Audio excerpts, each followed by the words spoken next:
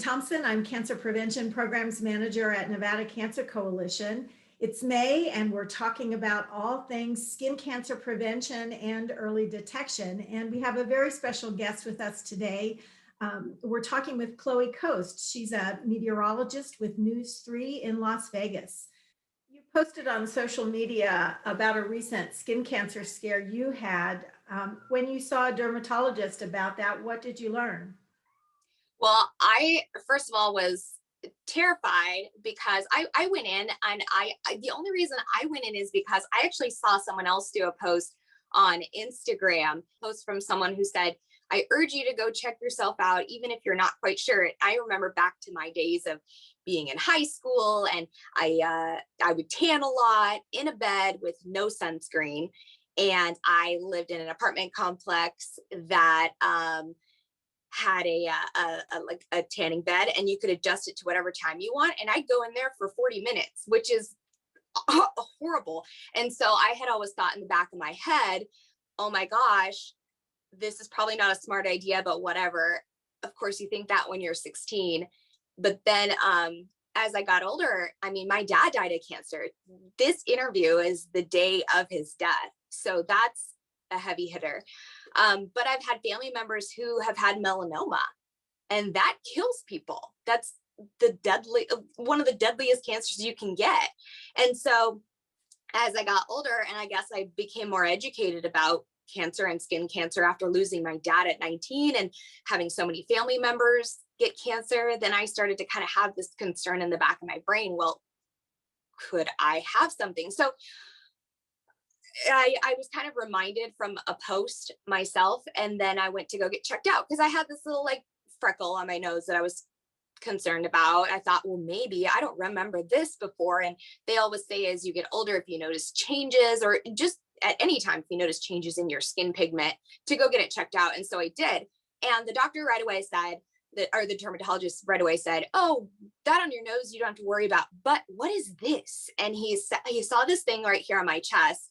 And I mean, when I put sunscreen on, I put it on my arms and like my face. I don't think I've ever put enough here, an area that is very easily exposed to the sun if you're outside.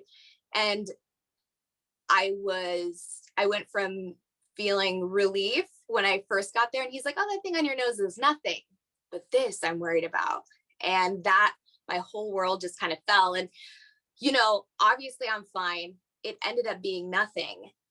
And I'm very grateful for that. But I know friends, I have family members who have had cancer and skin cancer. And it's not something you want to face. And I'm grateful that I was a scare that ended up being nothing. But by the luck of the draw, you never know how it's going to be. And even now, that was a huge wake up call. When I go outside, I just put as much sunscreen on as I should to stay safe. And if I do want to look a little bit tanner, that's what bronzer is for. There are other ways to do it.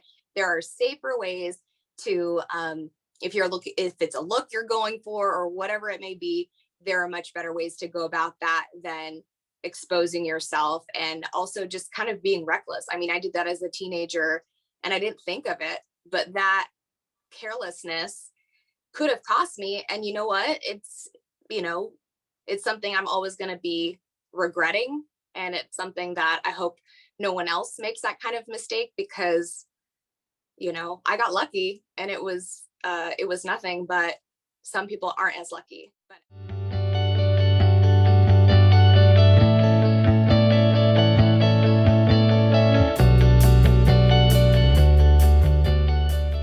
Let's talk just a little bit more about tanning device use.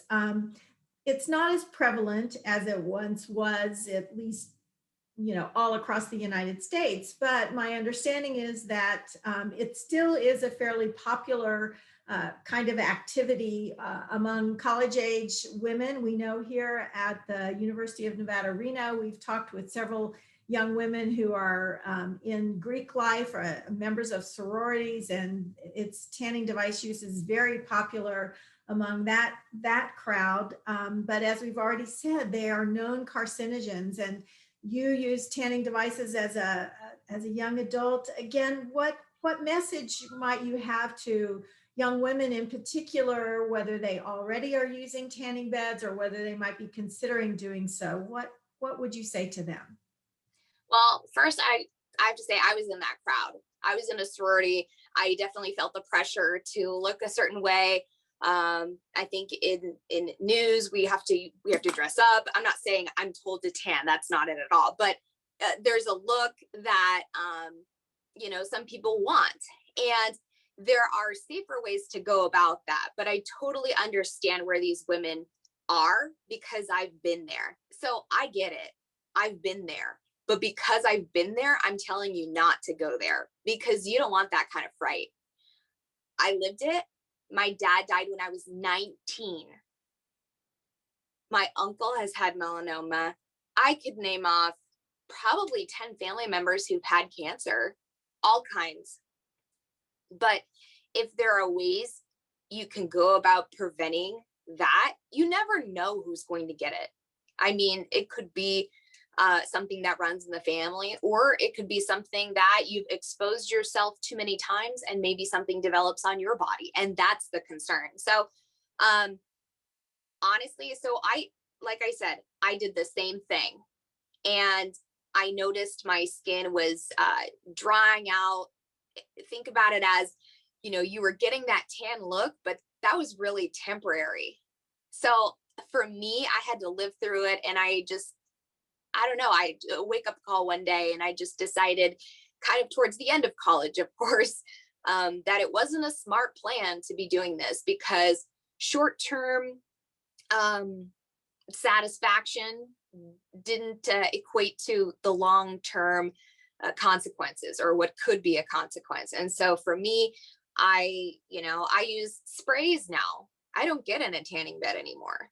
I'm not going to risk it. Why?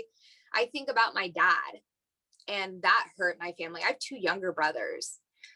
So I look at the world really differently because of that loss. And I think going forward, I never want to put my family through some kind of loss like that, especially if it's something I could have prevented. And I don't have anything right now, but cancer runs very strong in my family. So I'm very aware of it.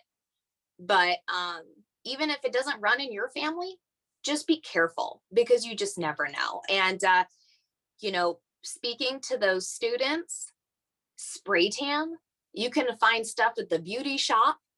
What I'm wearing right now is from Target. You know what I mean? Like if you're looking for a certain look, there are safer ways to go about it, whether it's makeup, you can find dozens of tutorials on YouTube. That's where I got started as I got into the news business because I wanted that look.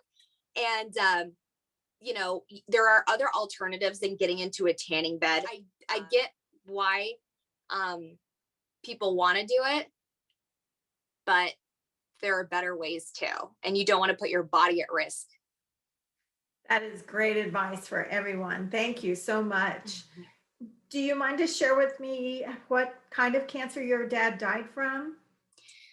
It's complicated. So he had prostate cancer, but it spread through his entire body. And he had it was even in his bones.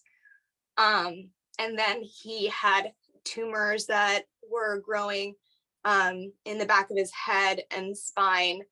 And it was very painful for him. And,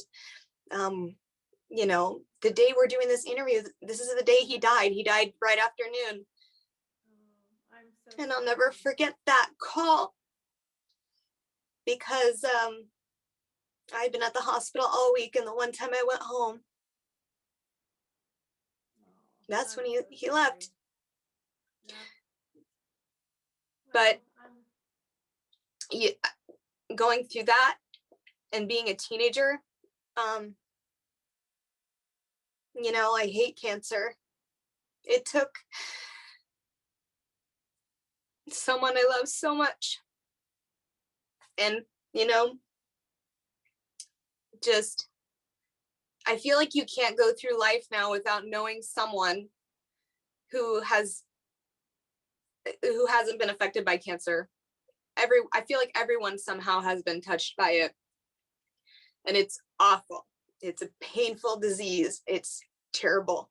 And my dad at the end, despite the medication, was in a lot of pain. And I saw that as a kid, and I did explain that to my younger brothers. It's awful. And yeah, so seeing that firsthand is another thing that made me think of change. Because before that, I was in high school, I was doing whatever. And up until when my dad died, that was kind of when I had that turning point. Because I left college because the doctor told me he was dying.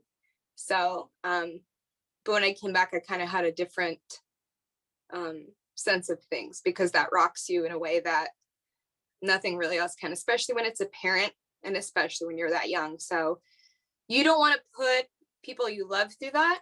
It's excruciating. And you don't want to put yourself in a situation where you could get something that could kill you. And the statistics are there to show people it happens and there's still no cure. That's very concerning.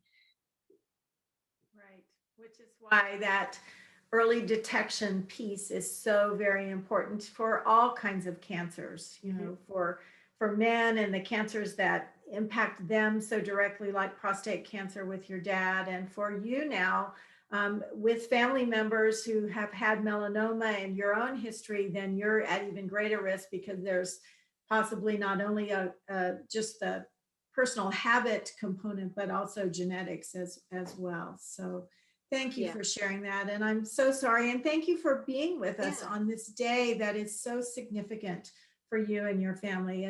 You are a strong and wonderful woman to have shared this time with us. I really appreciate it. Thank you. Thank you for having me. And I hope the message gets out there. I mean, short-term tanning, it's just not worth it. You think about something that will last a couple days. Is it worth the risk for a few years later, 10 years later, 20 years later? Because in the back of my brain, I'll be concerned about that for the rest of my life. That carelessness for years as a teenager, years. Don't do it.